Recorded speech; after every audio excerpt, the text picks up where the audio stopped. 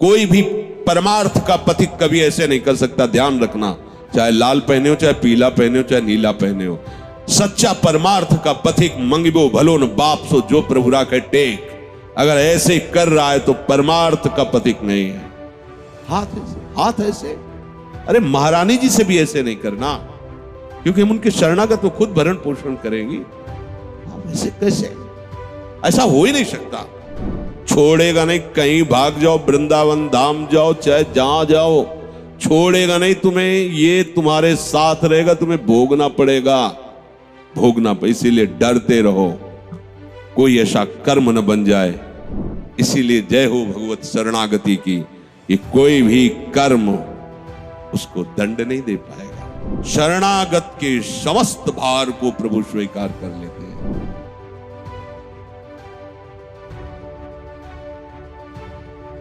जिन शरीर अथवा मानसिक क्रियाओं के साथ मनुष्य अपना संबंध मान लेता है, वो सब क्रियाओं का फल उसे अवश्य भोगना होता है।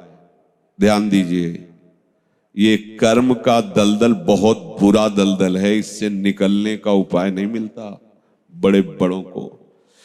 भीष्म जी के पास जब भगवान युधिष्ठिर जी को लेके जाते हैं, तो युधिष्ठिर जी से कहते हैं कि ज्ञान और धर्म का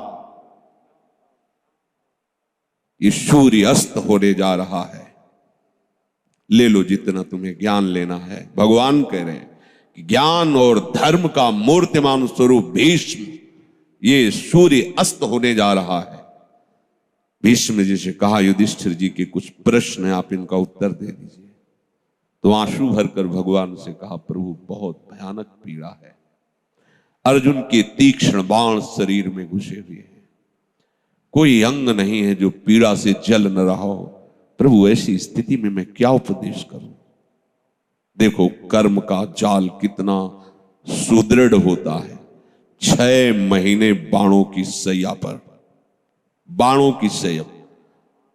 महाभागवतों में, 12 महाभागवतों में गणना भीष्म जी की, अखंड बाल ब्रह्मचारी, धर्मनिष्ठ, शास्त्रों के संपूर्ण ज्ञाता, लेकिन सैकड़ों जन्म पूर्व जो कर्म है वो सुरक्षित है, वो आकर के फल दे रहा है। भगवान ने स्पर्श किया, स्पर्श करते ही पीड़ा गई, फिर प्रश्न उत्तर हुए। हम ये बताना चाहते हैं कि कर्म कितना बलवान होता है। कोई किसी को दुख सुख नहीं देता, उसका कर्म ही उसको दंड देता है। तुम जो एकांत में पापाचार कर रहे हो, वही जब वृक्ष रूप फलीभूत होगा तो तुम्हें ऐसा दंड देगा कि कोई तुम्हें बचा नहीं। अवश्य में भोक्तव्यम, अवश्य भोगना पड़ेगा। एक ही उपाय है, बस भगवान की शरण में हो जाओ, तो हम तो हम सर्व पापेभ्यो मोक्षयिष्यामि मा शुचा। जिन क्रियाओं से अपना संबंध मान लिया जाता है, ध्यान रखना, अपने लिए किया जाता है, वो अच्छी हो या बुरी, दोनों क्रियाएं तुम्हें भोगनी पड़ेंगी। वो बंध गई। मनुष्य की एक ऐसी धारणा बनी हुई है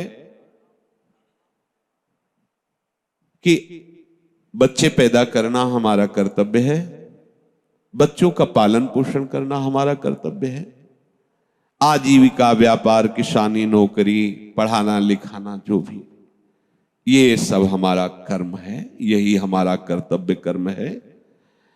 खाना पीना, सोना बैठना, चिंतन करना, इसको वो कर्म नहीं समझ पाते हैं। इसको वो कर्म मानते हैं कि नौकरी करना, कि शादी करना, बच्चों का पढ़ाना लिखाना, पालन पोषण, ब्याह, ये सब, ये कर्तव्य कर्म नहीं है। ध्यान रखना, कर्तव्य कर्म है भगवत प्रसन्नता के लिए करना। यही कार्य भगवत प्रीत्यर्थ करना। अगर बीच में प्रभु को नहीं लाए तो यही सब कर रहे। हर जीव बच्चा पैदा कर रहा है, हर जीव खा पी रहा है, हर जीव सो जाग रहा है, हर जीव भयभीत है, हर जीव, ये हर जीव, किसी भी शरीरधारी, एक चींटी भी आपको प्रयासरत दिखाई देगी अपना उदर पोषण, एक हाथी भी अपने प्रयास होगा उदर पोषण के लिए, बच्चों का पालन पोषण करने के लिए। हमारा कर्तव्य कर्म इन सब के राग से छूट जाना है। बहुत बढ़िया इनका पालन पोषण होगा जब आप इनको भगवत स्वरूप मानोगे। जब प्रभु के लिए करोगे तो बहुत बढ़िया। जैसे कोई एक आदमी बीमार है जिसके लिए हमने 5 लोगों को नियत किया तुम इनकी सेवा करो। अब वो क्या मान के सेवा करेगा?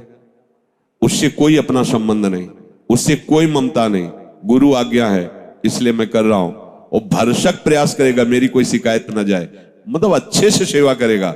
उससे ममता भी नहीं है, आसक्ति भी नहीं है, सेवा भी कर रहा है, परिणाम भगवत प्राप्ति।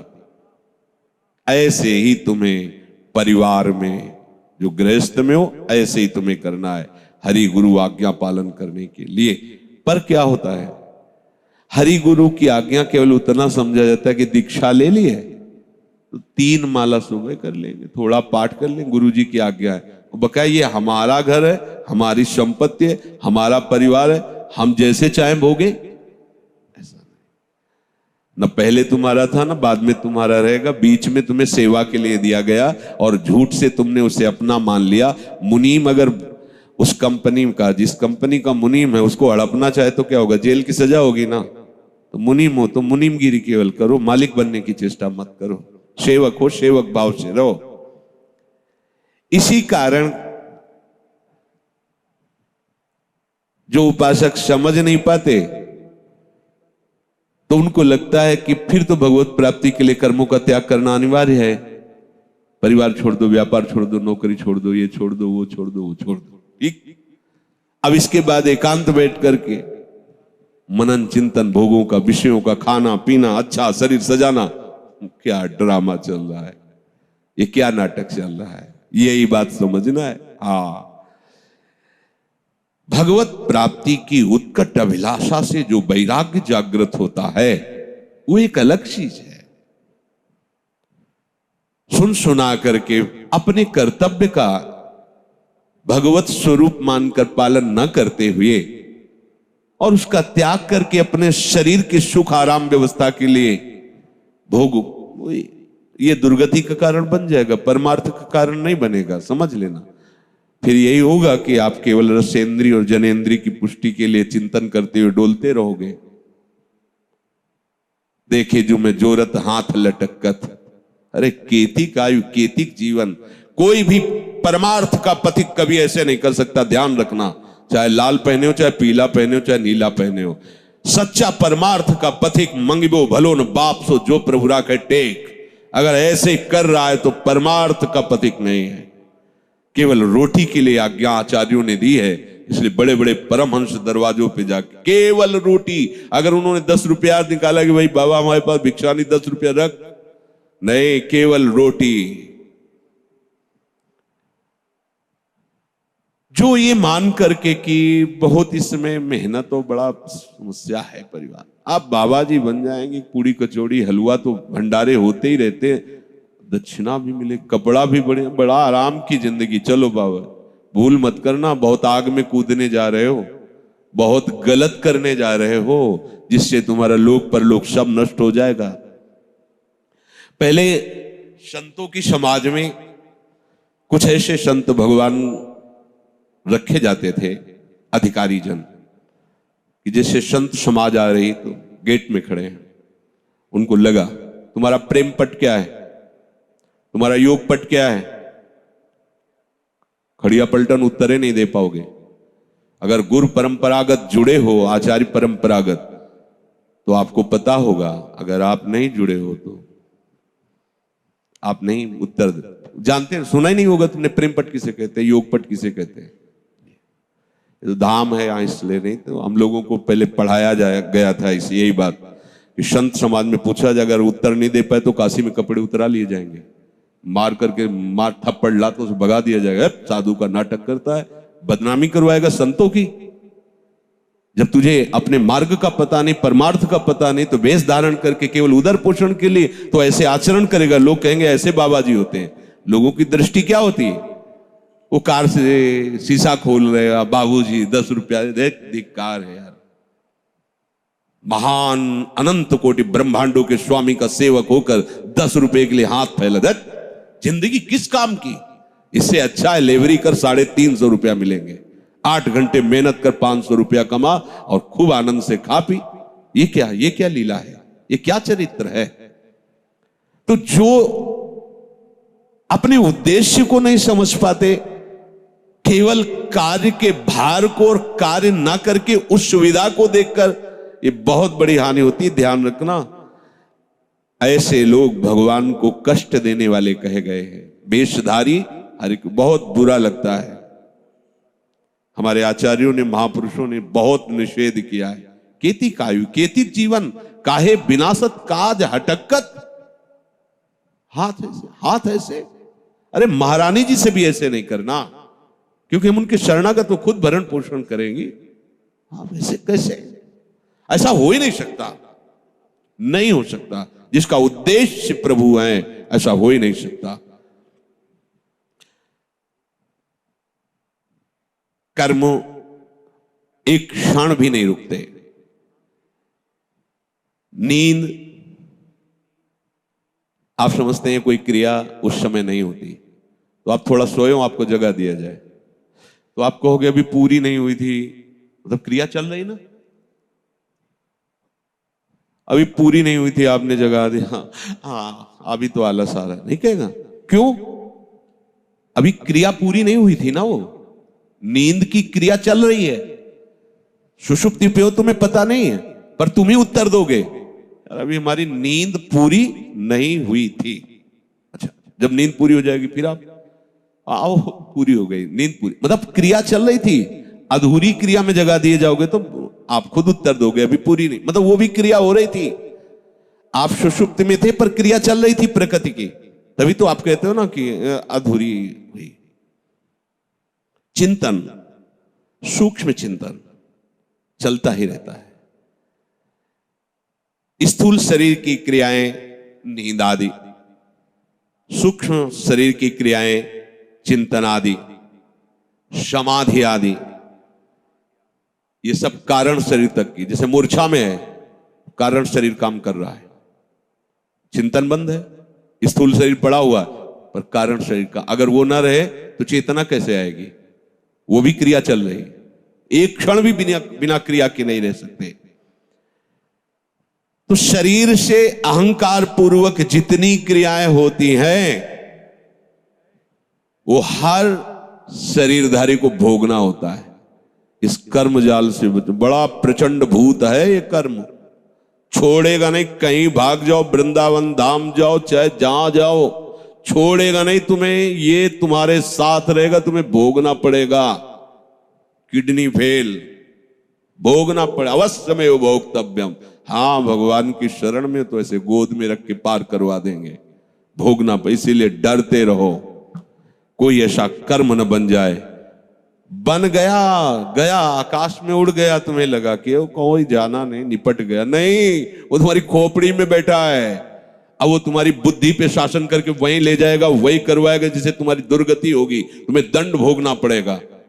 कर्म किसी का सहयोग नहीं लेता, वो खुद इतना बलवान होता है कि तुम्हें दंड देने के लिए उसे किसी सहयोग की जरूरत नहीं, वो सब सहयोगी तैयार कर लेगा।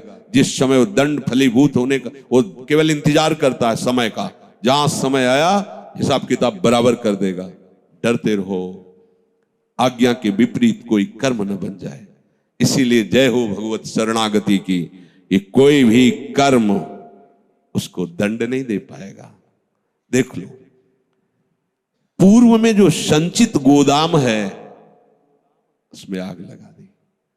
आगे जो हमसे हो रहे हैं अनुल्लिख्या, लिखा ही ले जाएगा, ये अब बच गए। अनुल्लिख्यानंतान तदपराधान मधुपतिर, स्वयं मधुपति भगवान श्री कृष्ण लिखते ही नहीं। ये हरिवंश महाप्रभु कह रहे, सजनी जी कह रहे, नहीं लिखा जाएगा आगे का। किसका?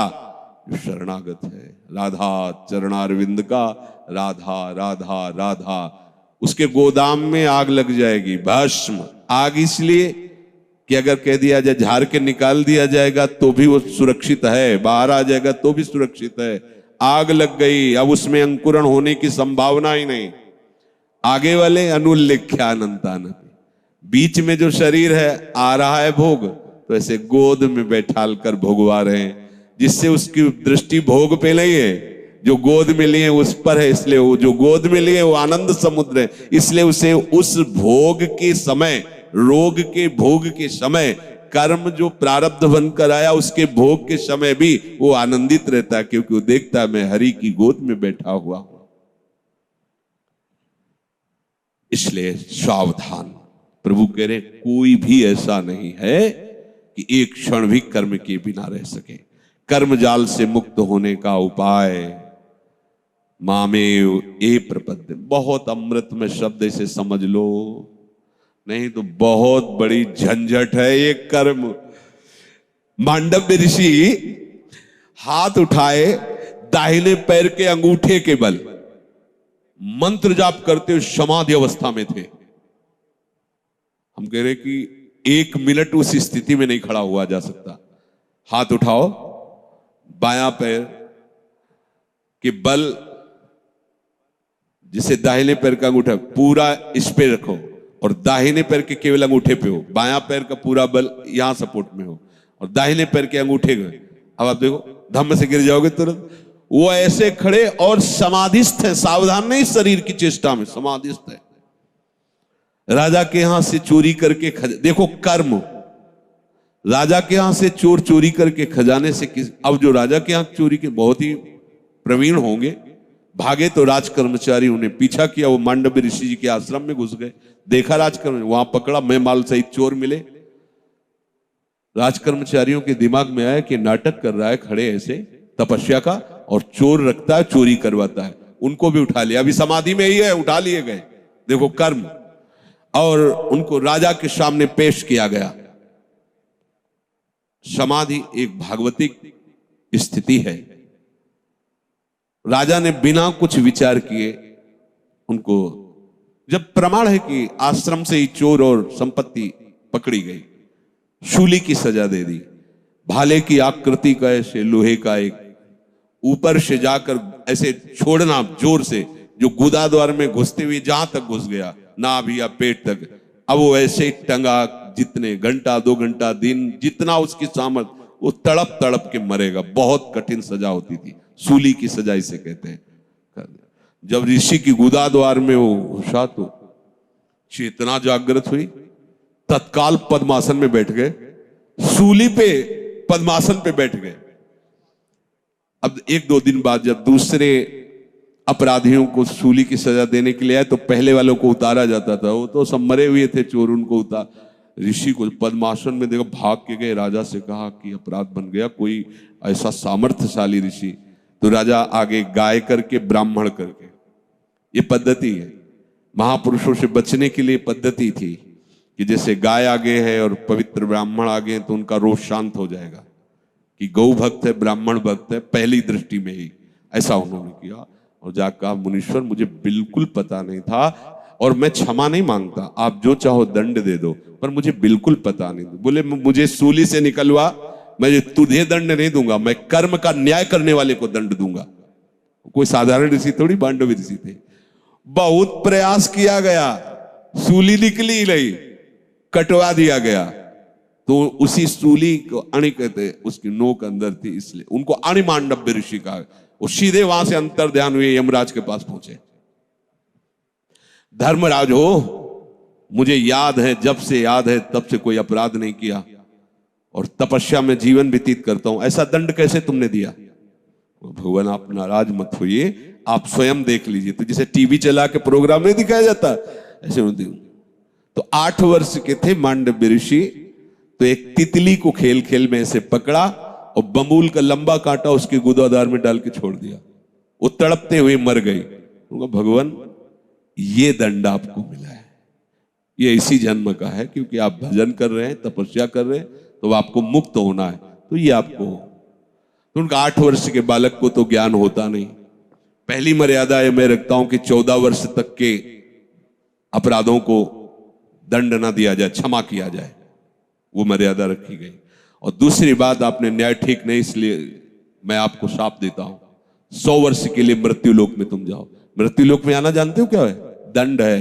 अगर भजन करके भगवान को प्राप्त कर लो तो बढ़िया, नहीं तो यहां आना कोई अच्छी बात नहीं।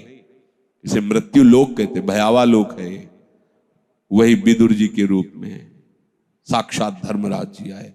तो ये बात कर्म बख्शता नहीं किसी को। देख लो इतने बड़े ऋषि जो दाहिने पैर के अंगूठे को बल ऐसे तपस्या, तो हमारी तो भाई दशा क्या होगी हमारे तो रोम रोम में सूली डाली जाए तो भी हिसाब नहीं बराबर होगा।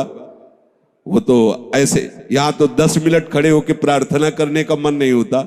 हाथ वो अंगूठे के बल खड़े होकर हाथ ऊपर उठा के मंत्र तपस्या, लोग सोचते हैं 100 रुपया दे देंगे हमारे पुण्य से पाप कट जाएंगे। जरा विचार करना इस कर्म पर। सावधान, कोई भी हमसे ऐसा कर्म ना बने। अब लो निशान, अब जो कुछ हुआ है हम प्रभु की शरण। महारानी जो बड़ी कृपालु है वो ऐसा नहीं होने देंगी, वही हमारा बल है। पर उनके सिवा और अगर कोई और हुआ तो इतने चतुर शिरोमणि हैं कि फिर वो दूसरा नियम लागू हो जाएगा। शरणागत के समस्त भार को प्रभु स्वीकार कर लेते हैं। भयभीत होकर के आ जाओ शरणा, जो सभी तावा शरणाई रखियो ताई प्राण की नाई। प्रभु कह रहे, इसलिए शरणागत ही एक उपाय है जो हमें हर कर्म बंधन से बचा सकता है।